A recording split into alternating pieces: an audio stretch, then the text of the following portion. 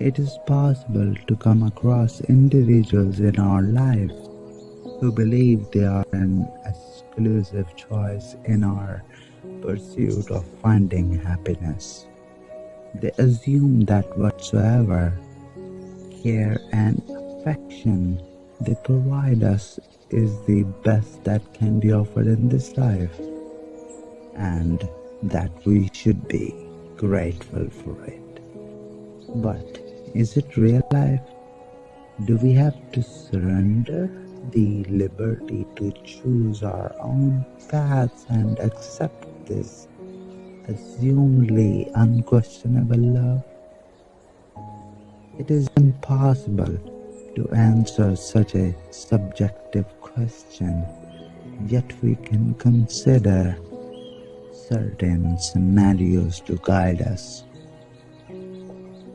To start with, it is important to know that real love is rooted in freedom and equality.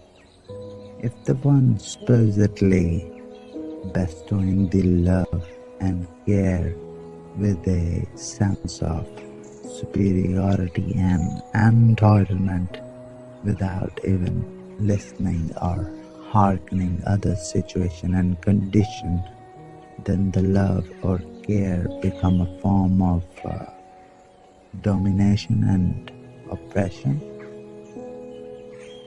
That cannot be called real love. For example, if the person assumes that whatever advice they provide is mandatory, whatever they ask to do is mandatory, whatever they believe is truth and righteous, then that kind of relationship will never support a holistic growth in either of the individuals. In addition, if we have to acknowledge our liberties for the feelings of bliss and love to prevail, it is essential to have a solid understanding of one's individuality.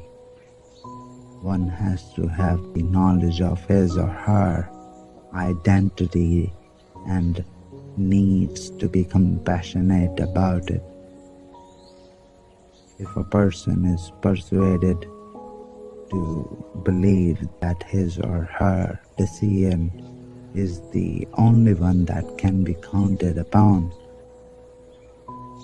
then it directly hinders the growth of their independent character. To summarize, while it can be assumed that this special love is the best, one cannot overlook the unhappiness and stagnation that it can bring as a result of its unreasonable demands. Perhaps this kind of prejudiced love should not be accepted in the first place, and should not be accepted until one is ready to acknowledge their personal freedom while embracing true love.